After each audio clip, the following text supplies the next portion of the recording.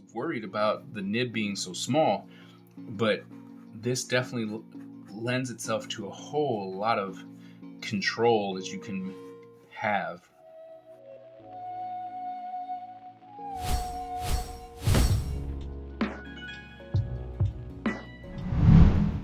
Hello everyone, and welcome to another episode of Is It Worth It, where I go around the world and the internet looking for art supplies to make your life just a little bit better, or for you to enjoy the craft just this much more.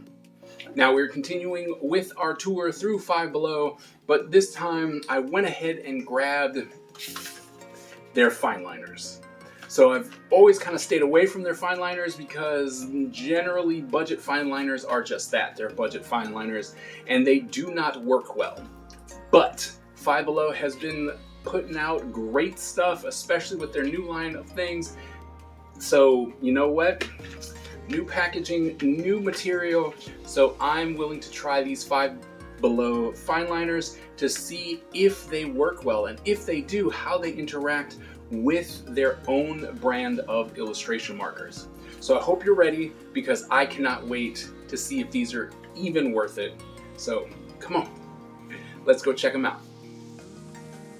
All right, so as you can see, they are continuing with the stripe. You know, they're doing the nice packaging that they have been doing with all the other stuff that they have been putting out as of late. This one's in blue, not in the green, so that's different. Everything is in black and white, which makes sense because they are fine liners. Now we do have a couple fine liners and a brush pen, so that should be really interesting to see.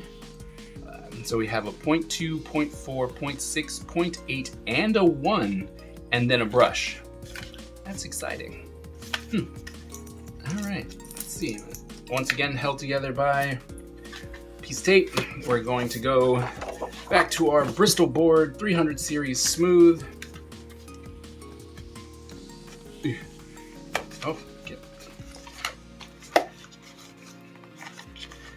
Always try not to like rip the box. Oh my goodness. Okay, so I'm gonna open it from the bottom because I really don't want to rip the box, but man, those were not getting out of there. I couldn't get the flap open. So, all right, so that's kind of cool. They're all held together by a piece of plastic. So that's cool. Okay, so as the fine liners go, the actual fine liner, the pen itself does feel a bit plasticky. So it's not too bad, but it is a bit plasticky. The pen itself seems to be a bit small, or at least to me. Like I said, I know I have a little bit on the bigger side of hands, but as far as fine liners, I've been using a lot of them. These seem a bit small in comparison to all the other ones that I've been using. So you got to keep that in mind. The nib looks fine. I mean, that's the 0.8. Seems a little small, if you ask me.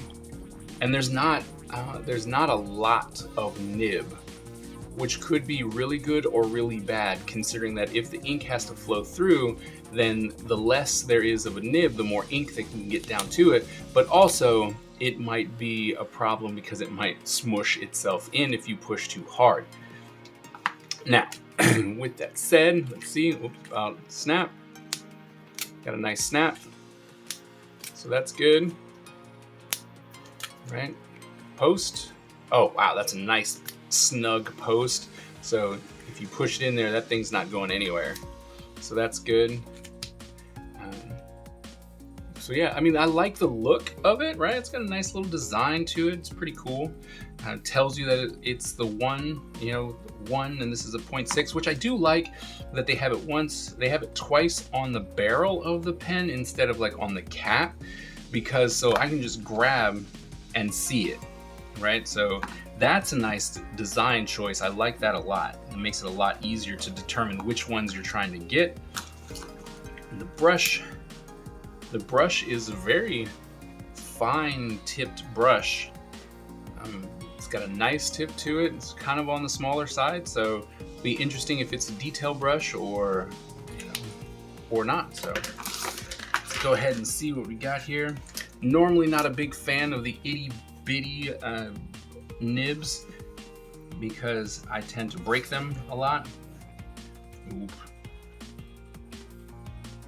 Okay, so with this, I saw on that first one, like it didn't make a line at all, but now that it's warmed up, it's actually making some nice line. Actually, this 0.2 is really not as small as I thought it was going to be. So that's really good. And you know, the flow of ink is great.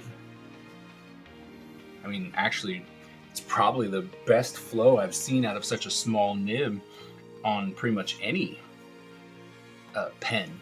So fine liner. So this is really nice. Like I said, and it just, you know, it goes really fast.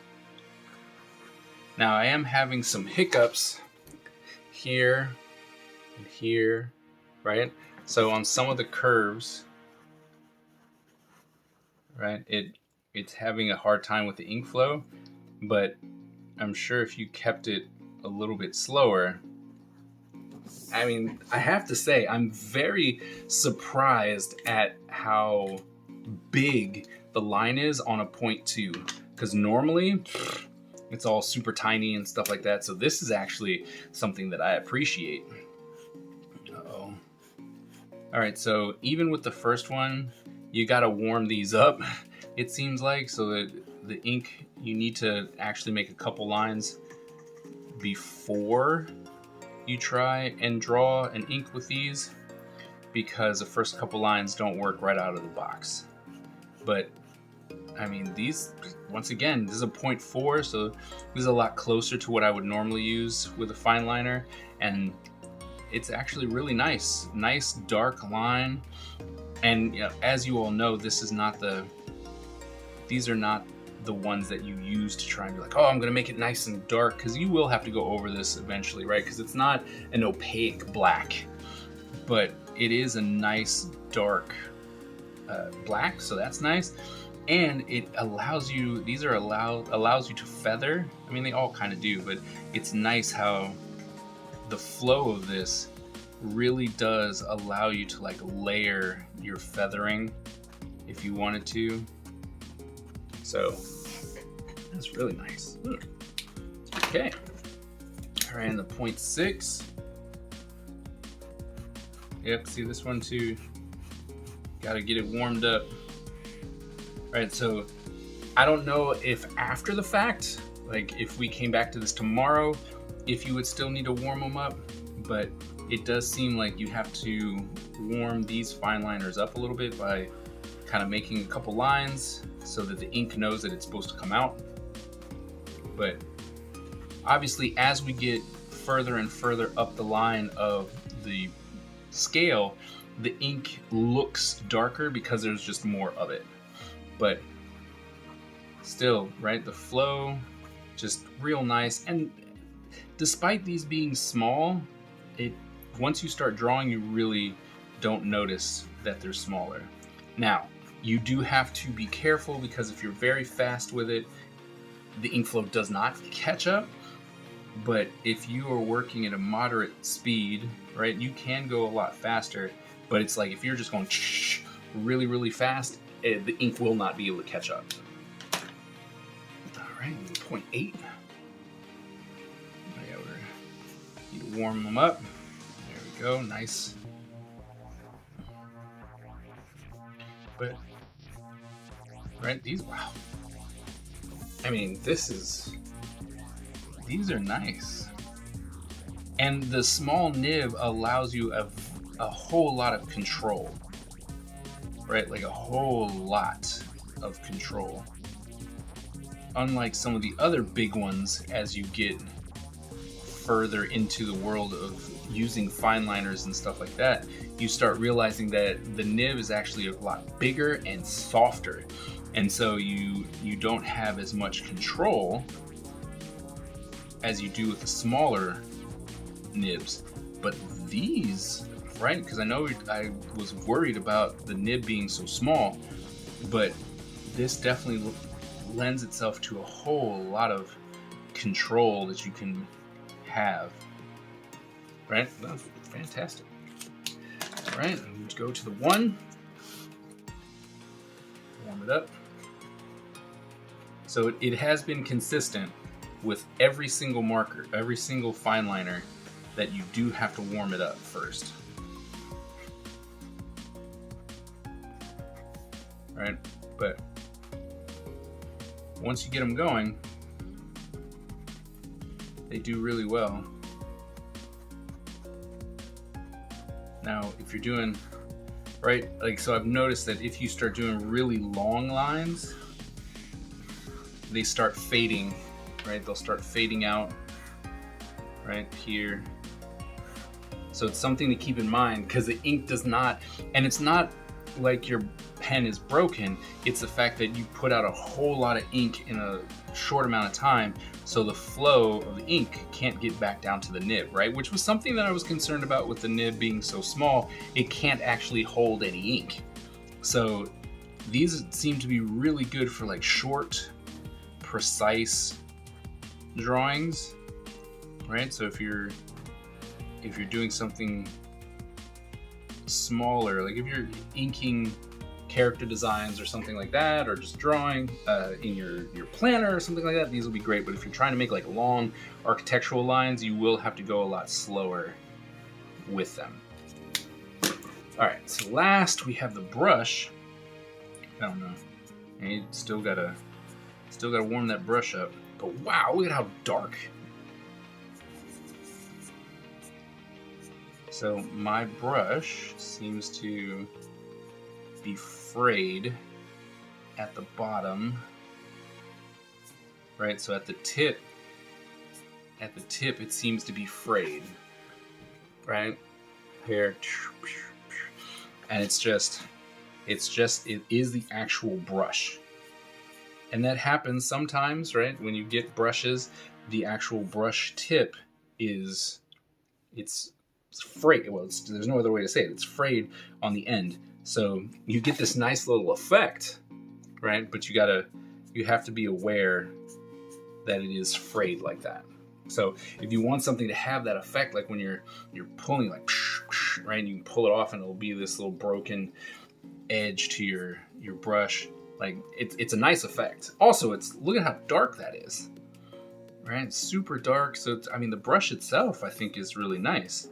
It's just, like I said, it's a textured brush, so it has a frayed brush. So if you're looking to get nice, clean ink lines with your brush, at least this one's not going to do it. All right, so let's quickly do this. All right, we'll do our marker test, but all with the same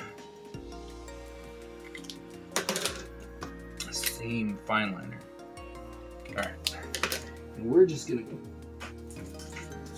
maybe not. There we go. All right. Nope. Oh no. I had a set of markers.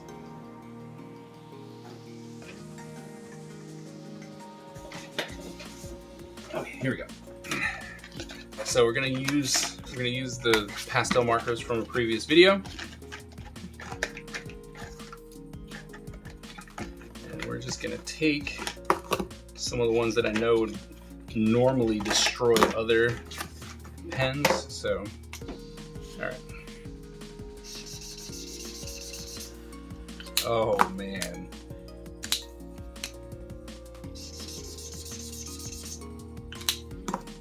I can see it.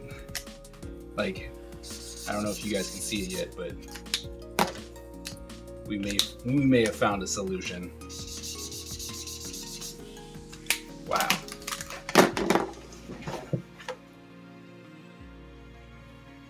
Here, flip that around so you can see it. Look at that. Right? Not a single smudge in any, not the 0.2 all the way up to the brush pen, nothing. Not a smear whatsoever. That's huge, right? So that you can actually go to Five Below, pick up the pens and the markers, and know that they're not going to smudge when you use them, that's huge. All right, so we just got done reviewing the fine liners from Five Below, and you know what? Go get these. This was fantastic. I mean, I thought that it was going to be a problem with how small the nibs were or how small the pen was or anything like that. Oh my goodness, these pens were absolutely fantastic. Flow was great, handle was great. You know, yes, you had to slow it down a little bit so to let the ink actually get in there. So if you're doing very, very long lines, then you have to go slower in order to get the ink to go. But you know, if you're just inking character designs or comic book pages that don't require long, extended lines, you can do it really, really fast. And if you were to do those like architectural drawings, you just got to go a little bit slower, right? Now, granted, if that's something you need, if the speed is something you need, then these pens are not the ones you are looking for. But if you have the opportunity to go a little bit slower, these pens are absolutely fantastic. Also, the fact that you can go and get the Five Below markers and these pens, and then you don't have to worry about them actually smearing, absolutely fantastic. Like, that is huge that the brands are working well together. So one spot, you can pick up multiple supplies and they all work well together. Well, that wraps up today's episode of Is It Worth It? I hope that you were able to learn something about this product and that the content was useful to you in some way, shape, or form. If for any reason you have some materials you'd like me to review, please go ahead and drop it in the comments below and I will go ahead and add it to the list. If you are new to the channel, please go ahead and hit that subscribe button and the bell so that you get notified every single time that I drop new content. Thank you all so very much, and I will see you at the next episode.